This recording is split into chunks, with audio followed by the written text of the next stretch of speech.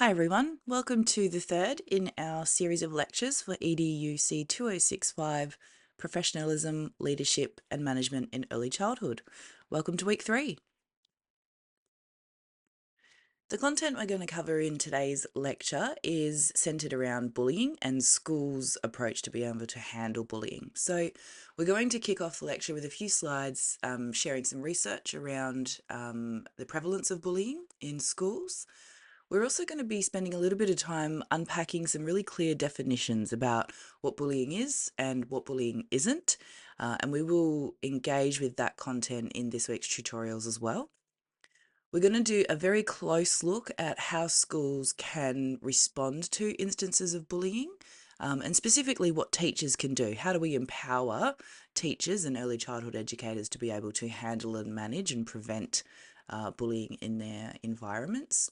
And we're also going to be having a look at what is some of the legislation that exists in terms of bullying. And we're also this week in our tutorials going to be looking again at some cases where instances of bullying have ended up in the courts and what the outcomes were around those. So that's what we're heading to cover today.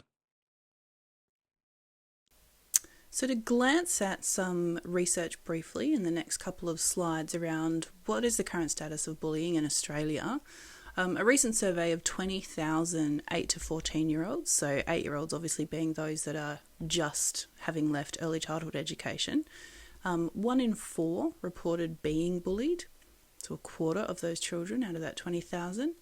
And it sort of peaked in years 5 and year 8, those instances of bullying.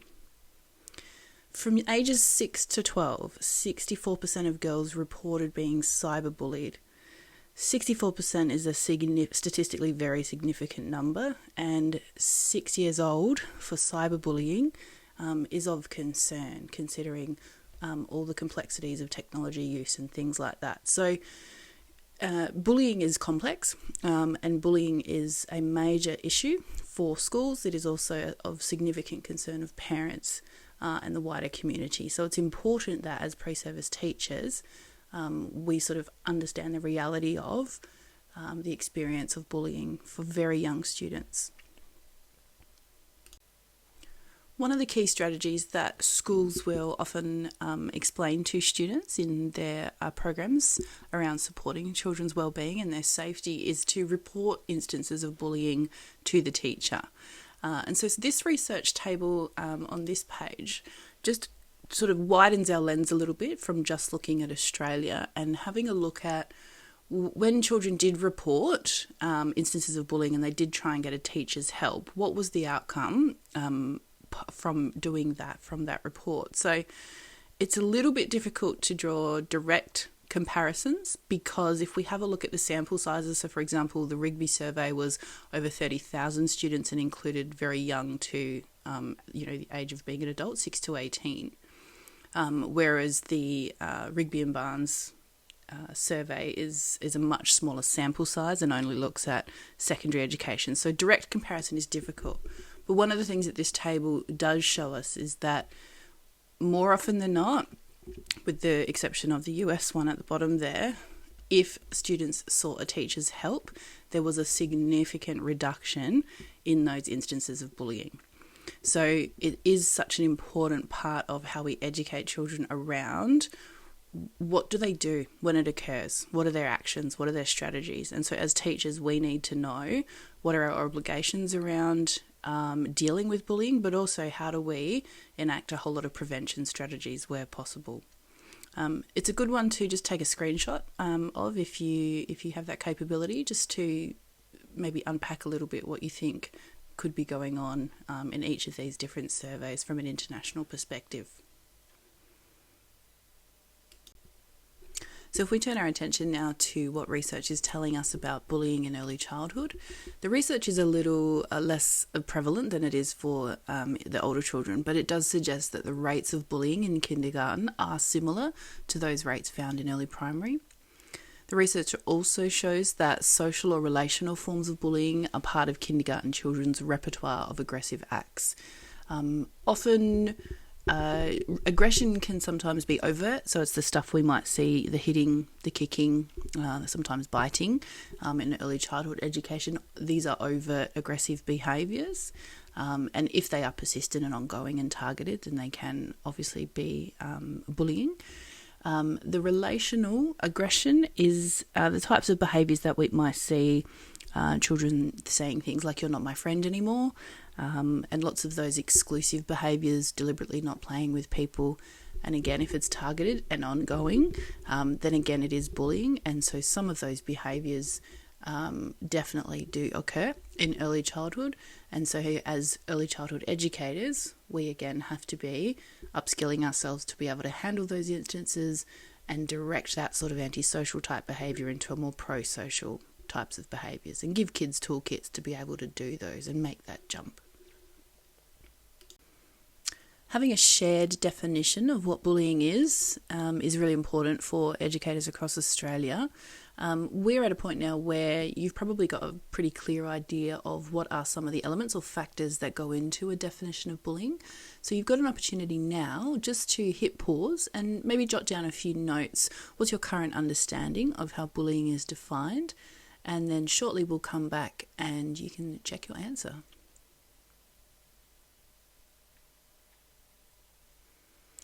Okay, let's see how you went.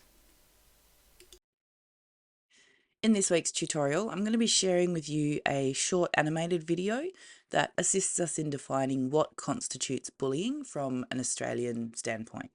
I've pulled out the following statement from that video, and I'm just going to read it to you now because it's important that we have a shared and common understanding of what bullying is actually defined as.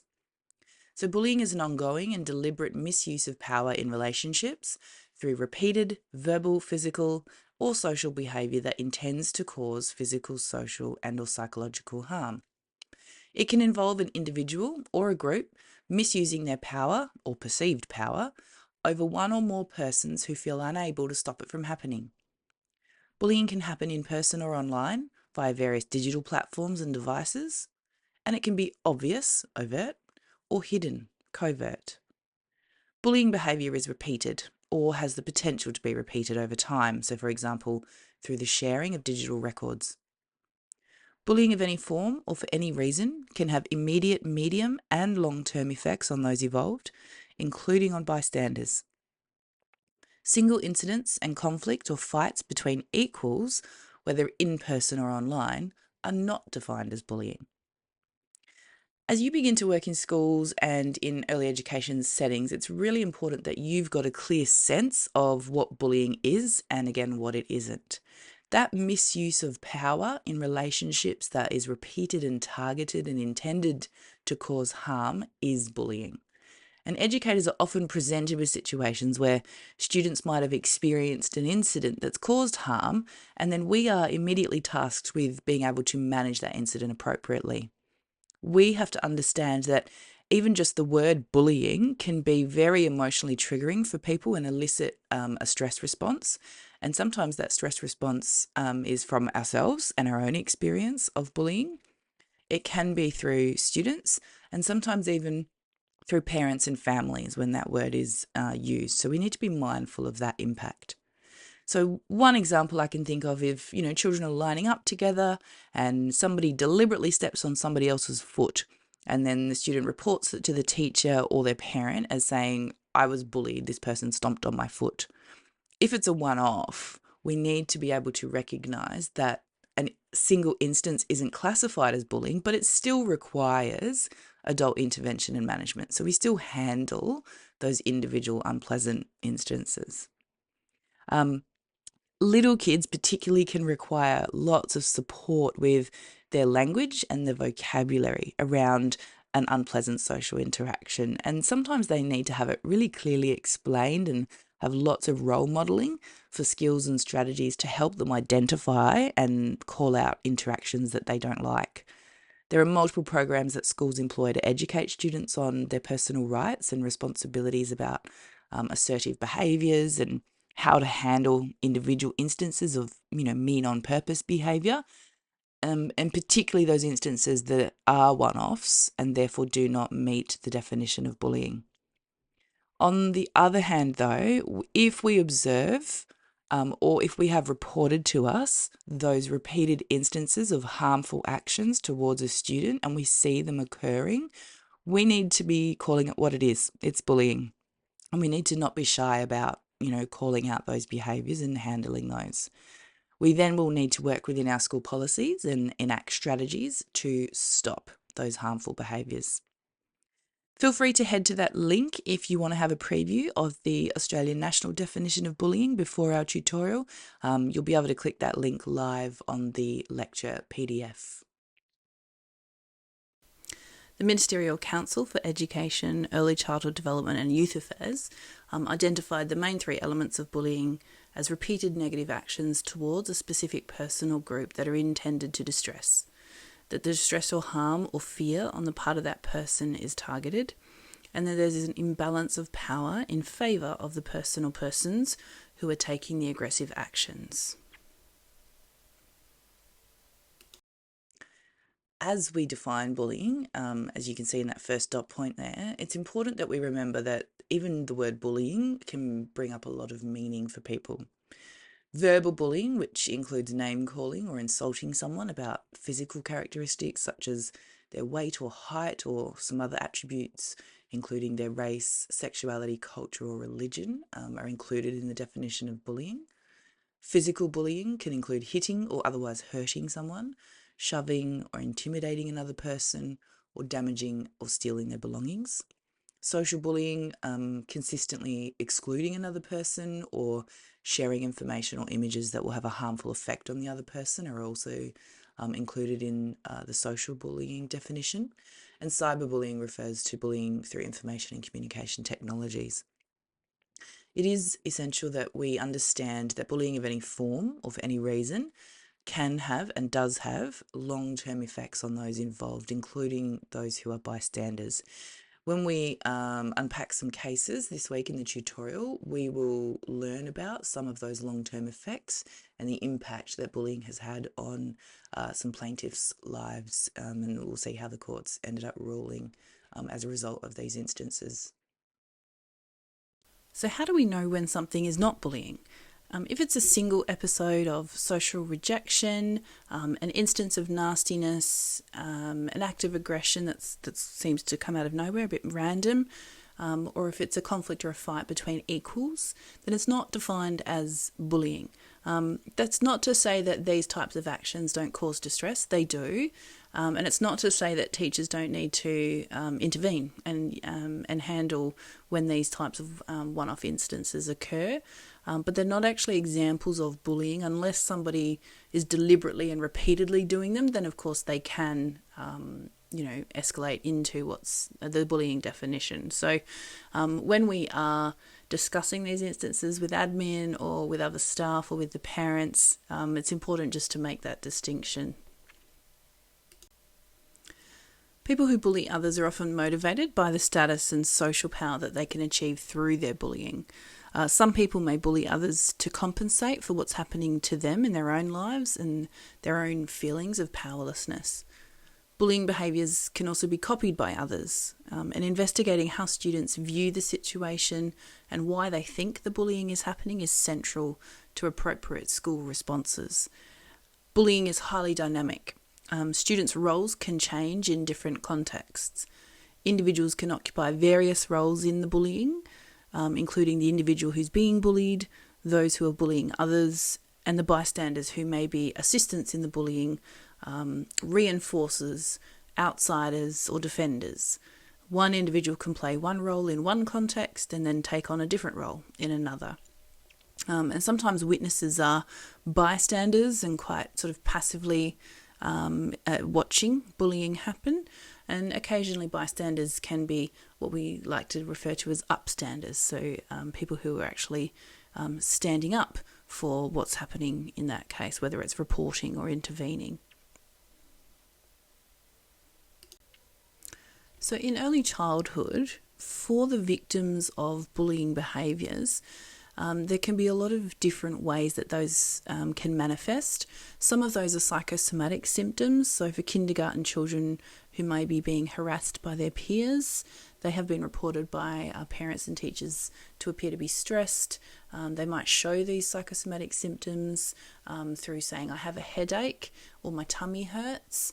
And this can be how their way that they're handling what's happened to them is actually being reported to you. So as early childhood educators, we have to be mindful that sometimes somebody saying my tummy hurts can actually be an indicator of something else that's going on. They can be afraid of going to kindy or school, particularly if they were fine going to kindy or school and then all of a sudden not fine. And so that's another thing that we can look out for. Any depressive symptoms that we notice in young children are to be taken seriously and can be indications that they are victims of bullying. And peer rejection. We know that peer rejection remains stable for years and has long-lasting negative consequences for children's well-being and social adjustment. And it can also lead to further victimisation. So if they're being rejected by their peers, it's certainly something that educators need to be aware of and be ready to manage. Research tells us that bullying in childhood doesn't stay in childhood. Mental, social and physical effects of bullying can all track through to adulthood. Students who bully others frequently as children can tend towards potentially having a criminal record or tending towards violence in their adult lives. Students who are frequently bullied as children, as adults, can often battle with interpersonal difficulties. Students who bully or who have been bullied have tracked through to adulthood with the poorest outcomes. So the seriousness of bullying in schools can't be understated, and it's not something that stays in early childhood or primary education. Ignoring bullying or thinking that it's just something that kids and young people do, or thinking, oh, that's just high school, or considering that bullying might be, character building, can all give silent approval for that bullying to continue, and it can further traumatise those who are bullied. So at all times it is to be taken seriously, and it is to be responded to according to school policies that are deliberately designed to increase the well-being and safety of students while they're at school. Okay, so a moment for you to stop and have a think. The question posed to you is bullying a discipline problem or a social problem? Hit pause and write down the first thing that comes to mind when you're faced with that question, and then unpause when you're ready.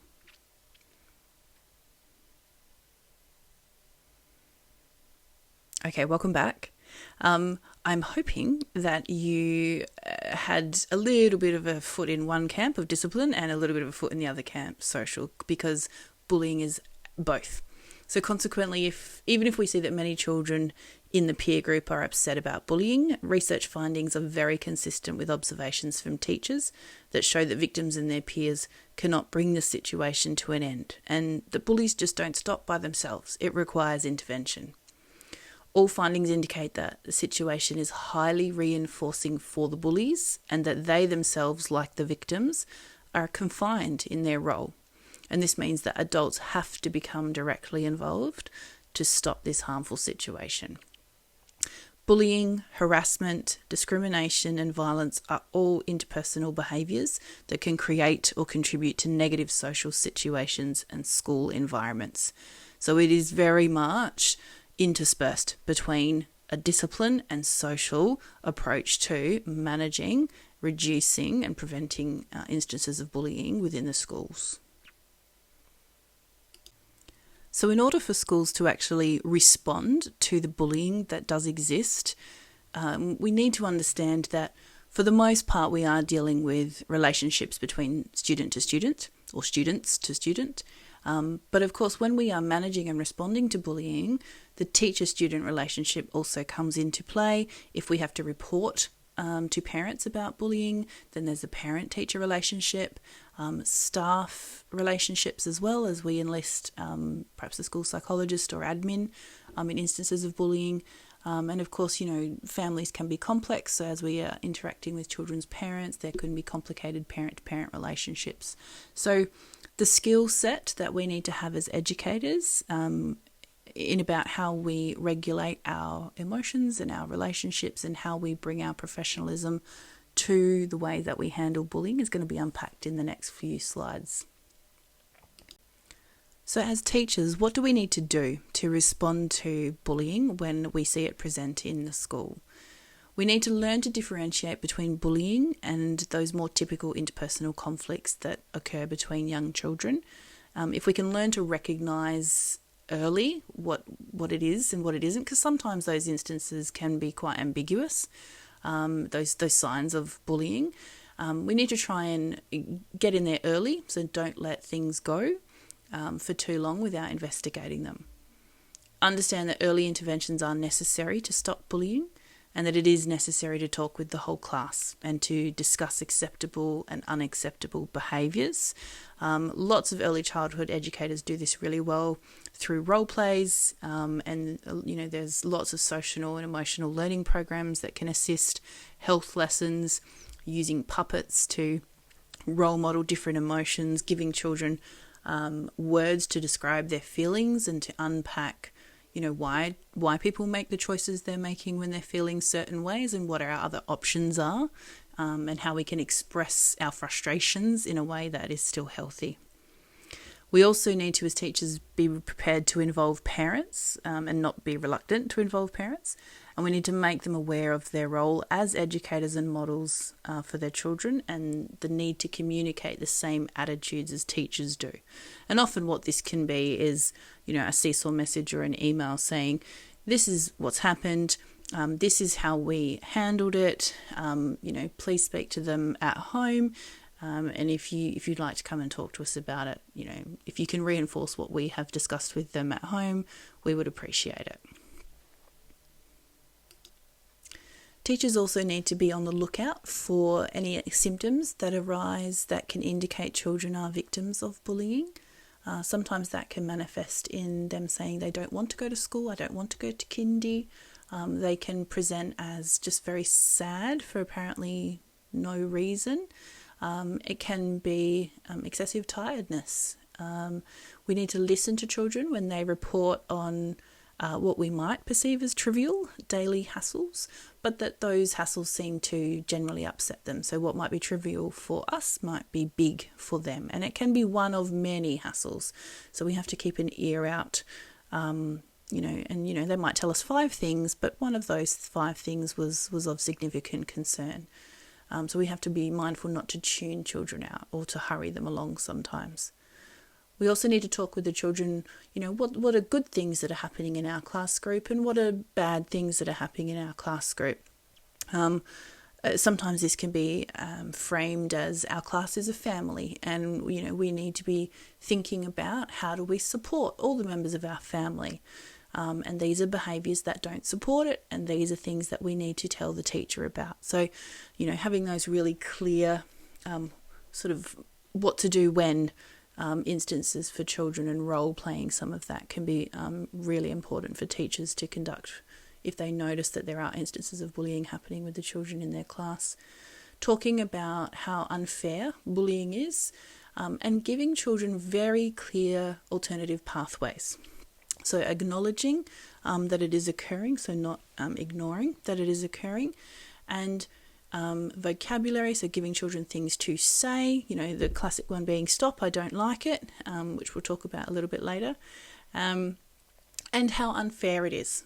Bullies can't keep, doing those things, and we can't keep letting them do those things. We have a responsibility to stop those things, and the teachers are there to help you with all of that. So teachers also need to find ways to empower children. One of the best ways we can do that is to teach them when it's okay to say no. This whole stop, I don't like it, with your palm open, your hand open and sort of outstretched arm, if someone is behaving towards you in a way that is harming you, for very young children can be easy to teach and easy to implement and get them to practice. If something is, someone is tipping sand on you in the sand pit, you say, stop, I don't like it. And if they don't stop, you get help, you get the teacher. As they get a little bit older, you can add complexity to that, so you can encourage them to actually name the behaviour that they don't like. So, stop, I don't like it when you say I'm stupid, or stop, I don't like it when you pull my arm.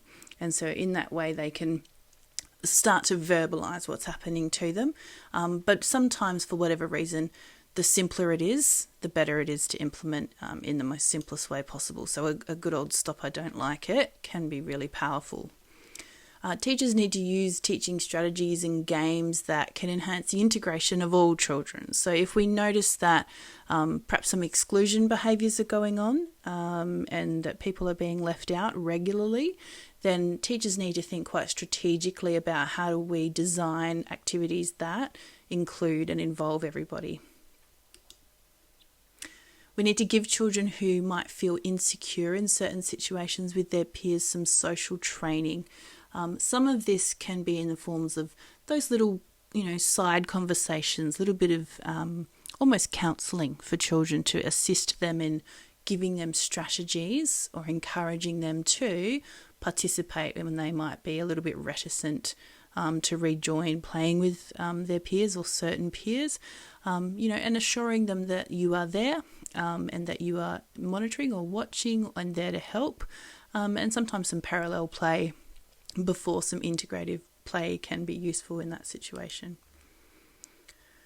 We also need to encourage children who are not involved in the bullying to intervene when they witness such situations. There are some very deliberate and targeted lessons about the role of those bystanders and those upstanders. And certainly when I was a student back in the day, the role of the bystander was very much the focus of the sort of bullying education that I received as a student myself. And, the notion that you're not just to stand and watch, that you need to be taking some form of action. And if it's not intervening in the moment, then it is actually getting assistance from a teacher and an adult who's in the vicinity. So there's lots of different things that teachers need to be doing to turn instances of bullying on their head and to try and get them to stop and be handled in a way that supports all the children that are involved. As teachers embark on prevention and intervention strategies to reduce bullying, by mobilising young people and looking at how bystanders are divided, usually about 20 to 30% of students are actively assisting or reinforcing the bully. Another 20 to 30% will be genuine outsiders, but only less than 20% of students actually intervene as defenders of the student being bullied. And the more we can actually empower students to feel brave and assertive enough to fulfill that role, the less likely bullying is actually going to occur. Younger students are actually more likely to intervene than older students, and girls are more likely to intervene than boys. Bystanders have an incredibly powerful position in terms of they are there during the bullying. And some of the rationale for engaging bystanders and perhaps going from being perhaps a passive bystander to a more active upstander, someone who's able to reduce the instance of bullying, speaks to some of the points here. The majority of peer interventions are effective when the bullying stops within 10 seconds of peer intervention. In other cases, reconciliation has occurred when bystanders intervened, and less so when a teacher intervened. Students who are defended are better adjusted, and they report less peer-reported victimisation 1 year later. So all of those findings speak to the incredibly powerful role that children who are witnesses to bullying have a lot of power to be able to reduce those instances in a sustainable way. And so as teachers, we need to provide them with assertive strategies so that they feel ready to be able to fulfill that role in the instance where somebody is being targeted by somebody else in a bullying incident. From a whole school perspective, for bullying, there are different levels of planning that go into how educators prepare for responding. There's the prevention level, the early intervention, and then the ongoing intervention. Traditional disciplinary approaches that have direct sanctions combined with some mediation can often be best. Making sure everyone in your school shares the same definition of bullying is critical, because sometimes things that are called bullying are not really bullying at all. So it's really important that a shared definition of bullying is established across the whole school. And for schools, this can mean that they are exploring this in lessons with the children, talking about it at assemblies, popping it in the newsletter for parents so that the same language is reinforced when the children go home. Once there's a shared understanding of what bullying is, then that can be the starting point for effectively preventing and responding to it when it happens in the school. School policies often have school definitions of bullying, or the Australian national definition of bullying that we looked at earlier in the lecture. And the policy might include definitions of what's harassment, what is discrimination, and the types of violence that may or may not have been seen. So having strategies for the playground, making sure the curriculum includes those social and emotional and assertive behaviours and child protection elements, making sure staff are trained and supported to not only know what to do, but are supported to have the requisite staff on board when persistent bullying occurs.